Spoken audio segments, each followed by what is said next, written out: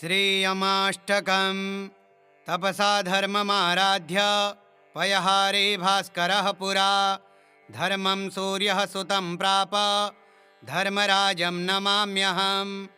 समता सर्वभूतेषु यस्य सर्वस्य दक्षिणः अतो यन्नाम शमनम् इति तं प्रणमाम्यहम्।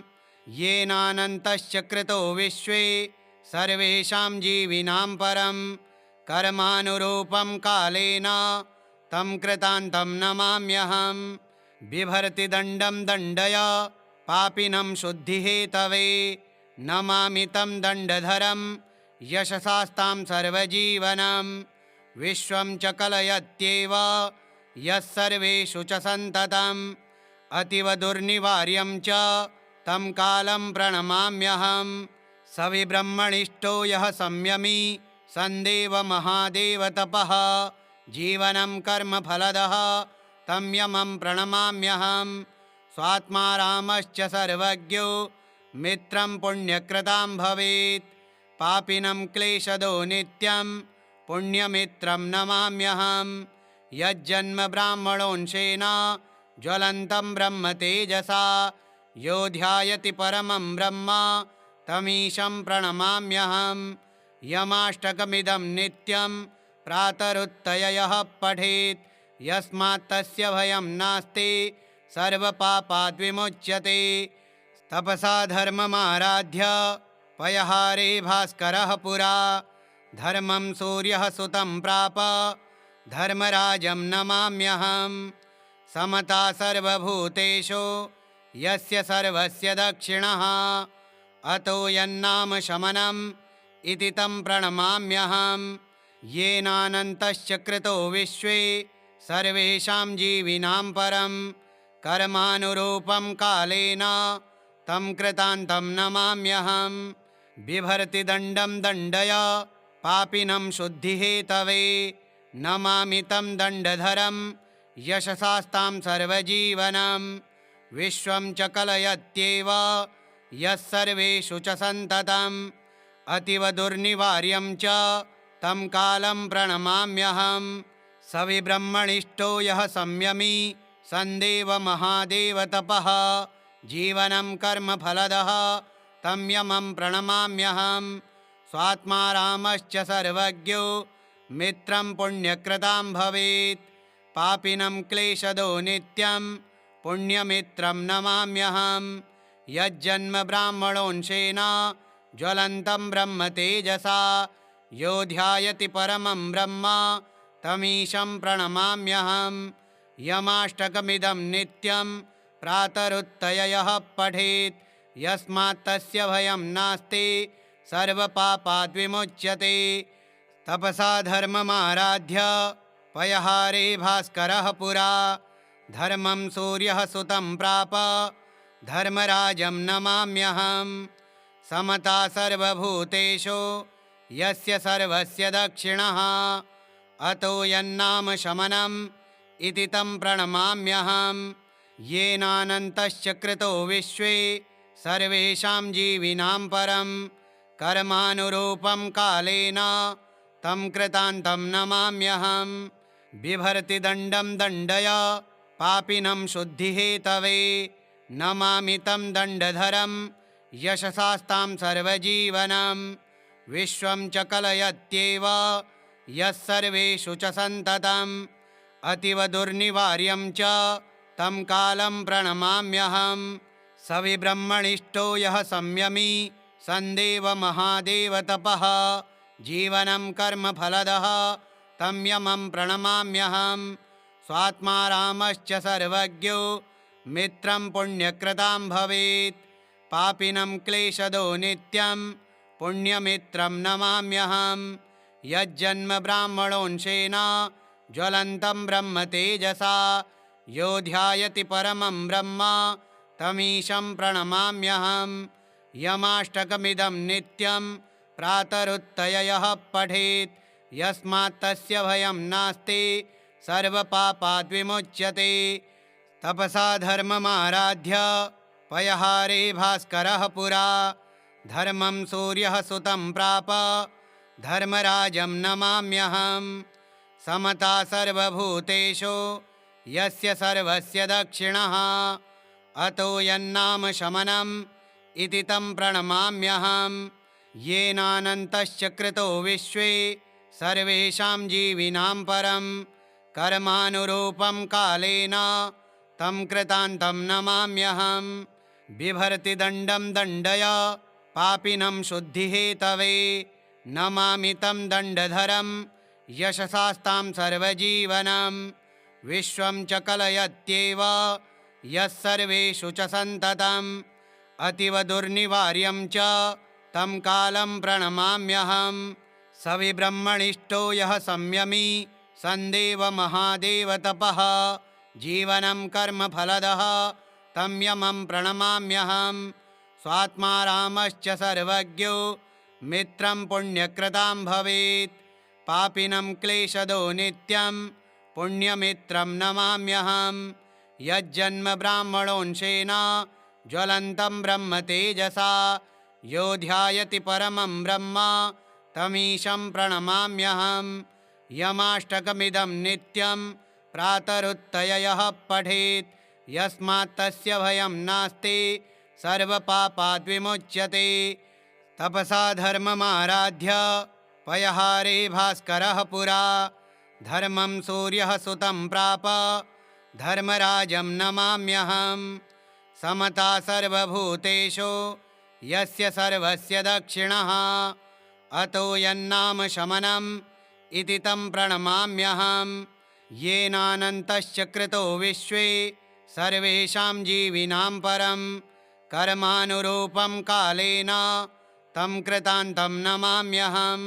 बिभर्ति दण्डं दण्डय पापिनं शुद्धिहेतवे नमामि तं दण्डधरं यशसास्तां सर्वजीवनं।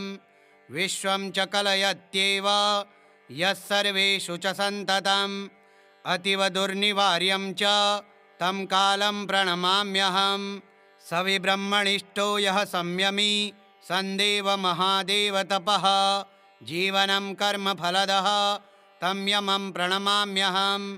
स्वात्मा रामश्च सर्वज्ञो मित्रं पुण्यकृतां भवेत् पापिनं क्लेशदो नित्यं पुण्यमित्रं नमाम्यहं। यज्जन्म ब्राह्मणोंशेन ज्वलन्तं ब्रह्म तेजसा यो ध्यायति परमं ब्रह्म तमीशं प्रणमाम्यहं। यमाष्टकमिदं नित्यं प्रातरुत्थय यः पठेत् यस्मात् तस्य भयं नास्ति सर्वपापाद्विमुच्यते। तपसा धर्ममाराध्य पयहारे भास्करः पुरा धर्मं सूर्यः सुतं प्राप धर्मराजं नमाम्यहं। समता सर्वभूतेषु यस्य सर्वस्य दक्षिणः अतो यन्नाम शमनम् इति तं प्रणमाम्यहं। येनानन्तश्च कृतो विश्वे सर्वेषां जीविनां परं कर्मानुरूपं कालेन तं कृतान्तं नमाम्यहं। बिभर्ति दण्डं दण्डय पापिनं शुद्धिहेतवे नमामि तं दण्डधरं यशसास्तां सर्वजीवनं। विश्वं च कलयत्येव यः सर्वेषु च सन्ततम् अतीव दुर्निवार्यं च तं कालं प्रणमाम्यहं। सविब्रह्मणिष्ठो यः संयमी सन्देव महादेवतपः जीवनं कर्मफलदः तं यमं प्रणमाम्यहं। स्वात्मा रामश्च सर्वज्ञो मित्रं पुण्यकृतां भवेत् पापिनं क्लेशदो नित्यं पुण्यमित्रं नमाम्यहं। यज्जन्म ब्राह्मणोंशेन ज्वलन्तं ब्रह्म तेजसा यो ध्यायति परमं ब्रह्म तमीशं प्रणमाम्यहं। यमाष्टकमिदं नित्यं प्रातरुत्थय यः पठेत् यस्मात् तस्य भयं नास्ति सर्वपापाद्विमुच्यते। तपसा धर्ममाराध्य पयहारे भास्करः पुरा धर्मं सूर्यः सुतं प्राप धर्मराजं नमाम्यहं। समता सर्वभूतेषु यस्य सर्वस्य दक्षिणः अतो यन्नाम शमनम् इति तं प्रणमाम्यहं। येनानन्तश्च कृतो विश्वे सर्वेषां जीविनां परं कर्मानुरूपं कालेन तं कृतान्तं नमाम्यहं।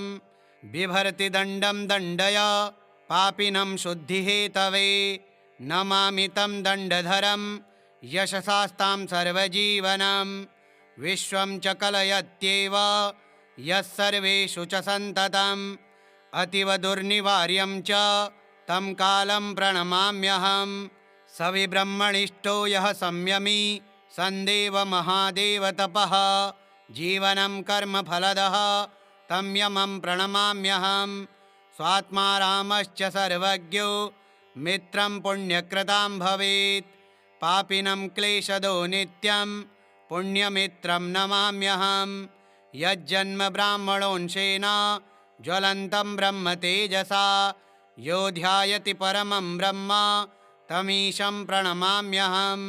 यमाष्टकमिदं नित्यं प्रातरुत्थय यः पठेत् यस्मात् तस्य भयं नास्ति सर्वपापाद्विमुच्यते। तपसा धर्ममाराध्य पयहारे भास्करः पुरा धर्मं सूर्यः सुतं प्राप धर्मराजं नमाम्यहं। समता सर्वभूतेषु यस्य सर्वस्य दक्षिणः अतो यन्नाम शमनम् इति तं प्रणमाम्यहं।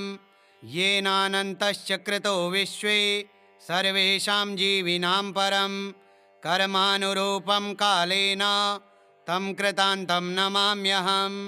बिभर्ति दण्डं दण्डय पापिनं शुद्धिहेतवे नमामि तं दण्डधरं यशसास्तां सर्वजीवनं।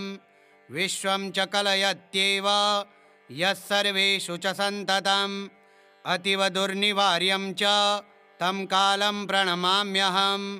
सविब्रह्मणिष्ठो यः संयमी सन्देव महादेवतपः जीवनं कर्मफलदः तं यमं प्रणमाम्यहं।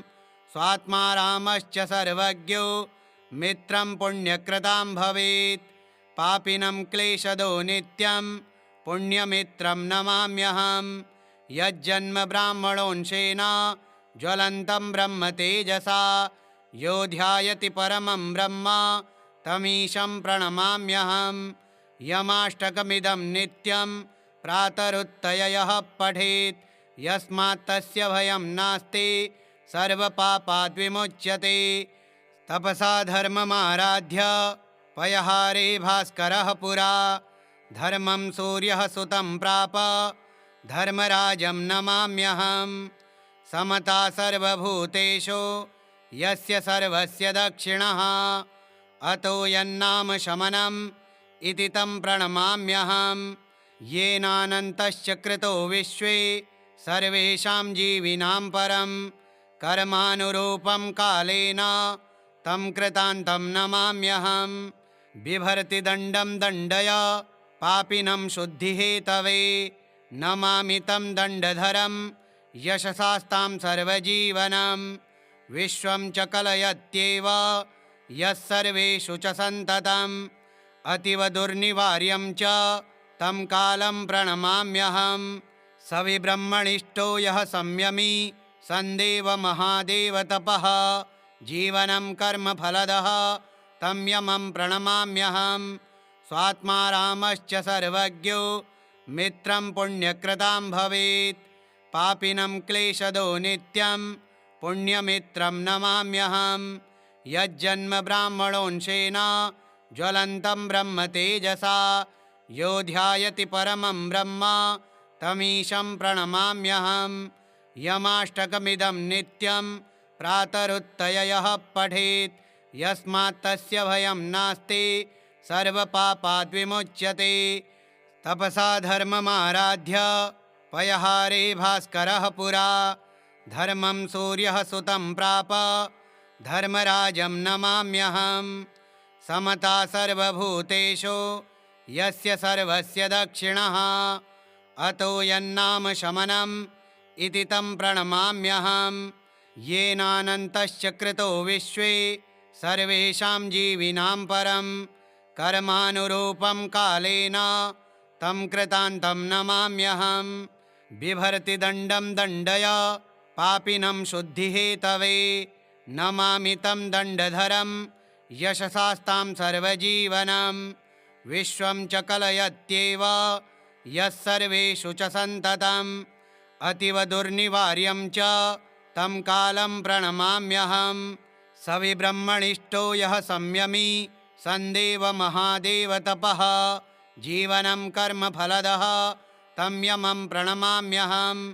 स्वात्मा रामश्च सर्वज्ञो मित्रं पुण्यकृतां भवेत्। पापिनं क्लेशदो नित्यं पुण्यमित्रं नमाम्यहं। यज्जन्म ब्राह्मणोंशेन ज्वलन्तं ब्रह्म तेजसा। यो ध्यायति परमं ब्रह्म तमीशं प्रणमाम्यहं। यमाष्टकमिदं नित्यं प्रातरुत्थय यः पठेत्। यस्मात् तस्य भयं नास्ति सर्वपापाद्विमुच्यते। तपसा धर्ममाराध्य पयहारे भास्करः पुरा। धर्मं सूर्यः सुतं प्राप धर्मराजं नमाम्यहं। समता सर्वभूतेषु यस्य सर्वस्य दक्षिणः। अतो यन्नाम शमनम् इति तं प्रणमाम्यहं। येनानन्तश्च कृतो विश्वे सर्वेषां जीविनां परं। कर्मानुरूपं कालेन तं कृतान्तं नमाम्यहं। बिभर्ति दण्डं दण्डय पापिनं शुद्धिहेतवे। नमामि तं दण्डधरं यशसास्तां सर्वजीवनं। विश्वं च कलयत्येव यः सर्वेषु च सन्ततम्। अतीव दुर्निवार्यं च तं कालं प्रणमाम्यहं। सविब्रह्मणिष्ठो यः संयमी सन्देवमहादेवतपः। जीवनं कर्मफलदः तं यमं प्रणमाम्यहं।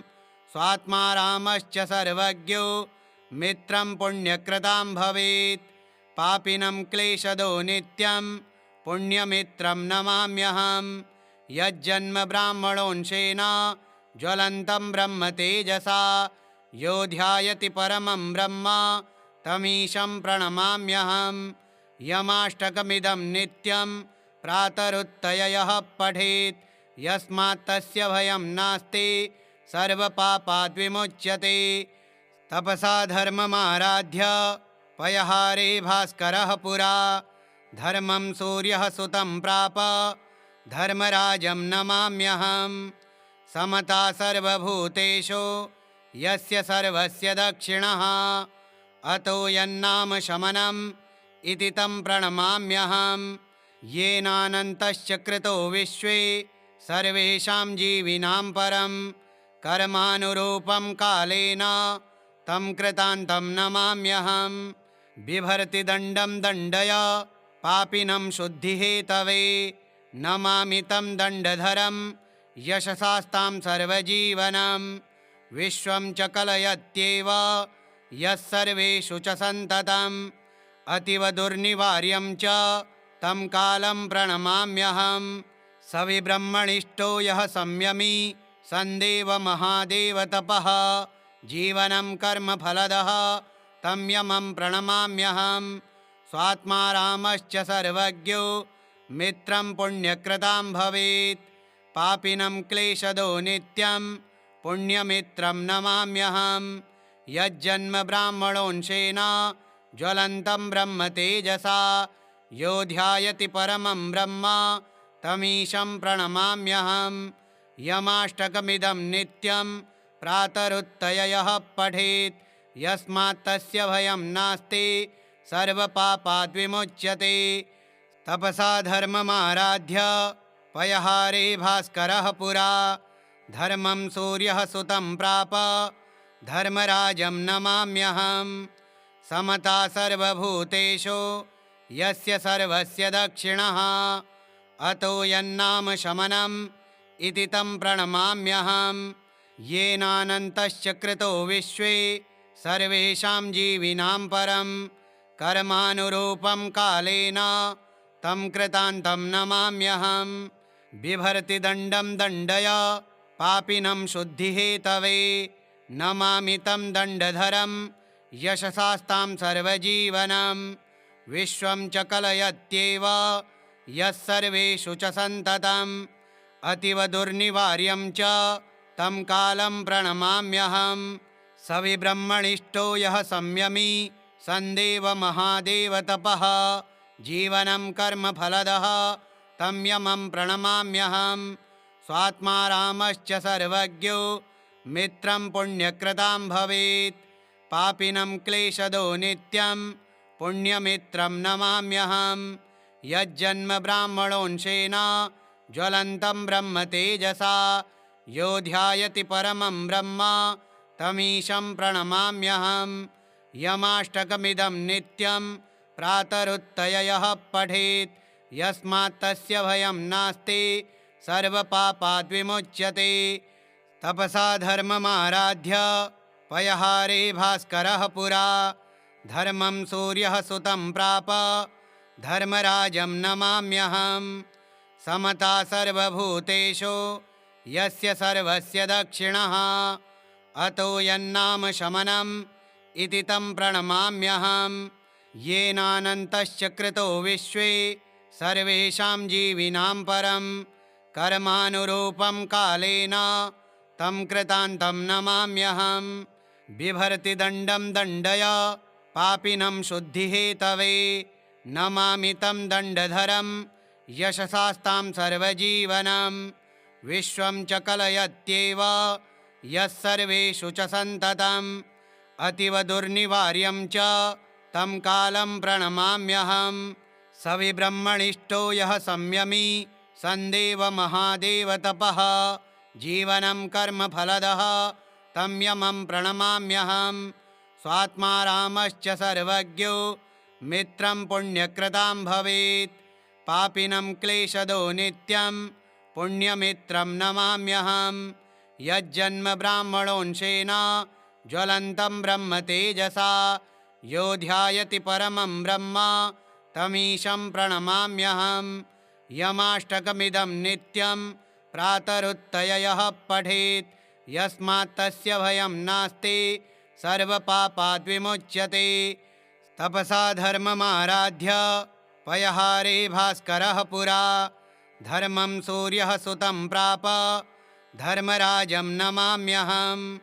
समता सर्वभूतेषु यस्य सर्वस्य दक्षिणः अतो यन्नाम शमनम् इति तं प्रणमाम्यहं। येनानन्तश्च कृतो विश्वे सर्वेषां जीविनां परं कर्मानुरूपं कालेन तं कृतान्तं नमाम्यहं। बिभर्ति दण्डं दण्डय पापिनं शुद्धिहेतवे नमामि तं दण्डधरं यशसास्तां सर्वजीवनं। विश्वं च कलयत्येव यः सर्वेषु च सन्ततम् अतीव दुर्निवार्यं च तं कालं प्रणमाम्यहं। स विब्रह्मणिष्ठो यः संयमी सन्देव महादेवतपः जीवनं कर्मफलदः तं यमं प्रणमाम्यहं। स्वात्मा रामश्च सर्वज्ञो मित्रं पुण्यकृतां भवेत् पापिनं क्लेशदो नित्यं पुण्यमित्रं नमाम्यहं। यज्जन्म ब्राह्मणोंशेन ज्वलन्तं ब्रह्म तेजसा यो ध्यायति परमं ब्रह्म तमीशं प्रणमाम्यहं। यमाष्टकमिदं नित्यं प्रातरुत्थय यः पठेत् यस्मात् तस्य भयं नास्ति सर्वपापाद्विमुच्यते। तपसा धर्ममाराध्य पयहारे भास्करः पुरा धर्मं सूर्यः सुतं प्राप धर्मराजं नमाम्यहं। समता सर्वभूतेषु यस्य सर्वस्य दक्षिणः अतो यन्नाम शमनम् इति तं प्रणमाम्यहं। येनानन्तश्च कृतो विश्वे सर्वेषां जीविनां परं कर्मानुरूपं कालेन तं कृतान्तं नमाम्यहं। बिभर्ति दण्डं दण्डय पापिनं शुद्धिहेतवे नमामि तं दण्डधरं यशसास्तां सर्वजीवनं। विश्वं च कलयत्येव यः सर्वेषु च सन्ततम् अतीव दुर्निवार्यं च तं कालं प्रणमाम्यहं। सविब्रह्मणिष्ठो यः संयमी सन्देव महादेव तपः जीवनं कर्म फलदः तं यमं प्रणमाम्यहं स्वात्मा रामश्च सर्वज्ञो मित्रं पुण्यकृतां भवेत् पापिनं क्लेशदो नित्यं पुण्यमित्रं नमाम्यहं यज्जन्म ब्राह्मणोंशेन ज्वलन्तं ब्रह्म तेजसा यो ध्यायति परमं ब्रह्म तमीशं प्रणमाम्यहं यमाष्टकमिदं नित्यं प्रातरुत्थय यः पठेत् यस्मात् तस्य भयं नास्ति सर्वपापाद्विमुच्यते तपसा धर्ममाराध्य पयहारे भास्करः पुरा धर्मं सूर्यः सुतं प्राप धर्मराजं नमाम्यहं समता सर्वभूतेषु यस्य सर्वस्य दक्षिणः अतो यन्नाम शमनम्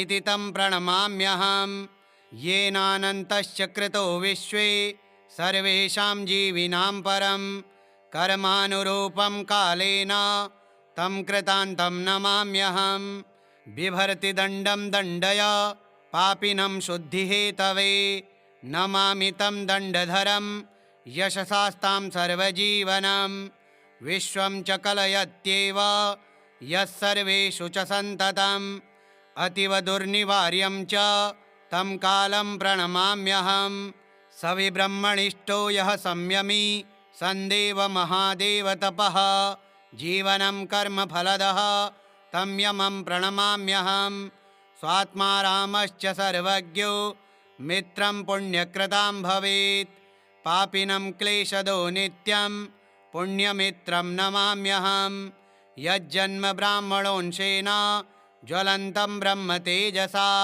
यो ध्यायति परमं ब्रह्म तमीशं प्रणमाम्यहं यमाष्टकमिदं नित्यं प्रातरुत्थय यः पठेत् यस्मात् तस्य भयं नास्ति सर्वपापाद्विमुच्यते तपसा धर्ममाराध्य पयहारे भास्करः पुरा धर्मं सूर्यः सुतं प्राप धर्मराजं नमाम्यहं समता सर्वभूतेषु यस्य सर्वस्य दक्षिणः अतो यन्नाम शमनम् इति तं प्रणमाम्यहं येनानन्तश्च कृतो विश्वे सर्वेषां जीविनां परं कर्मानुरूपं कालेन तं कृतान्तं नमाम्यहं बिभर्ति दण्डं दण्डय पापिनं शुद्धिहेतवे नमामि तं दण्डधरं यशसास्तां सर्वजीवनं विश्वं च कलयत्येव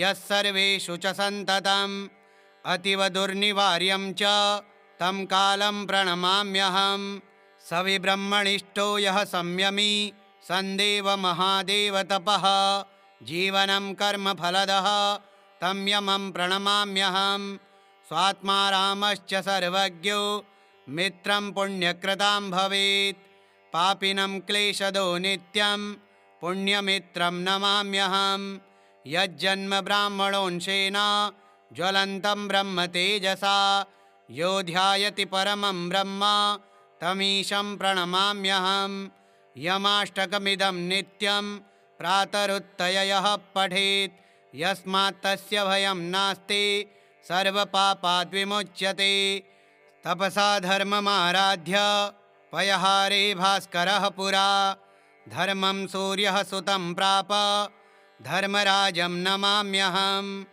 समता सर्वभूतेषु यस्य सर्वस्य दक्षिणः अतो यन्नाम शमनम् इति तं प्रणमाम्यहं येनानन्तश्च कृतो विश्वे सर्वेषां जीविनां परं कर्मानुरूपं कालेन तं कृतान्तं नमाम्यहं बिभर्ति दण्डं दण्डय पापिनं शुद्धिहेतवे नमामि तं दण्डधरं यशसास्तां सर्वजीवनं विश्वं च कलयत्येव यः सर्वेषु च सन्ततम् अतीव दुर्निवार्यं च तं कालं प्रणमाम्यहं सविब्रह्मणिष्ठो यः संयमी सन्देव महादेव तपः जीवनं कर्म फलदः तं यमं प्रणमाम्यहं स्वात्मा रामश्च सर्वज्ञो मित्रं पुण्यकृतां भवेत्।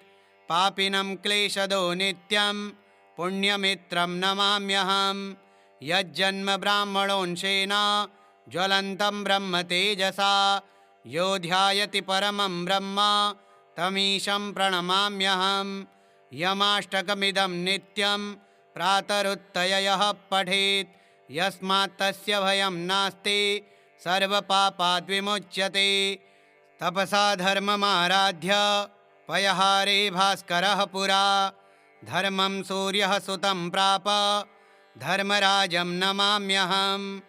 समता सर्वभूतेषु यस्य सर्वस्य दक्षिणः अतो यन्नाम शमनम् इति तं प्रणमाम्यहम्।